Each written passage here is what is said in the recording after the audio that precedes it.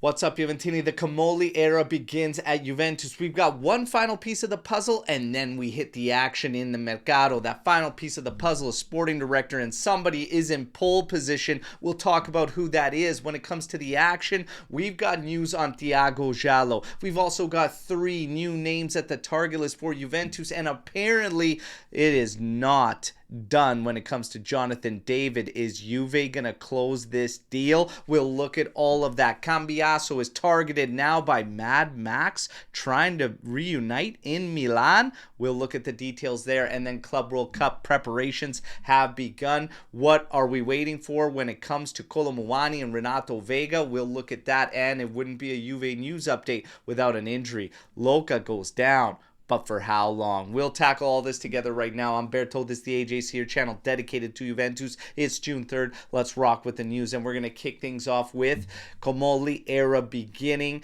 and the action that is put forth ahead of Juventus. When it comes to Thiago Jalo, well, it is 100% done and dusted when it comes to Juventus. And today we get some good news, at least, on finding a solution, as Crystal Palace has included Thiago Jalo in a 3-man shortlist for their backline. So Juve will no doubt try to find a solution for this player.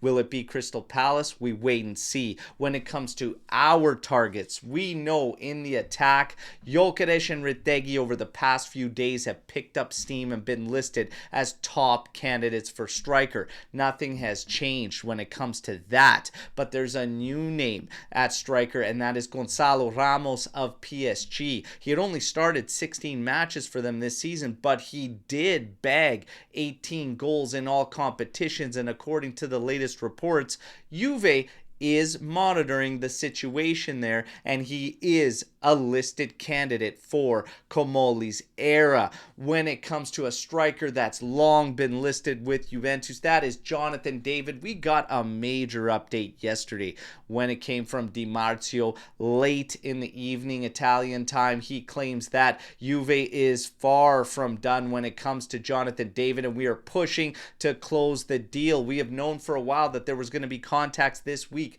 between Juve and the player's entourage. Apparently, the track has cooled when it comes to Napoli and David. This allows Juve the opportunity to take advantage. So are we going to finalize the move for Jonathan David? Let's wait and see, everybody. But things are picking up, and Di Marzio's all over it. When it comes to another new name in the attack, Anthony. Apparently he is in Juve's crosshairs, and they claim that contacts have been made. How do you feel about all this, everybody? Hit me in the comments. Meanwhile, in the midfield, a new name is Jacopo Fazzini. He apparently is in Juve's sightline. He's also in Torino's sightlines, because if a move is made for Ricci, they see him as the candidate coming in to replace. He is 22 years old. He's made about 78 league appearances. He has represented Italy straight from U17 all the way to U21. The midfielder has eyes on him. Juve's got theirs on him as well. Preparations for the Club World Cup have begun. When it comes to our players like Conceição, Kolo Muani, and Renato Vega, we have updates there. For Conceição, it has already been confirmed he is going to be joining Juventus for the Club World Cup. However, after it was said that under previous management, we were going to approach and try to find a new deal with Porto for Chico Conceição, but now it is up in the air, and it will be evaluated amongst everything else. For Kolo Muani, discussions will take place with PSG, but still, we do not know if he is going to receive confirmation to be joining us for the Club World Cup. For Renato Vega, we are simply waiting for Chelsea's response. And now, the news yesterday that kind of rocked people was that Milan and Mad Max Allegri want Kambiaso from Juventus. Theo Hernandez apparently expected to leave Milan, and they want Kambiaso as the replacement. Well, do you make a deal if the deal's right, or absolutely no deals in Italy when it comes to Kambiaso? I would say no deals. to any clubs in Italy when it comes to Kambiaso. That's just me, if you're even going to move him. But I'm at a point where I'd probably see him remain. Where do you stand on that one? Hit me in the comments. And, of course, the last piece of the puzzle has to be put together for Juventus still. That is sporting director. And what we are hearing today, Salihamidzic is in pole position to land the sporting director job at Juventus. However, it depends who you talk to, because others are claiming it's Tognozzi. And then there are still the media outlets that are claiming Tognozzi is chief scout and Salihamidzic could come in.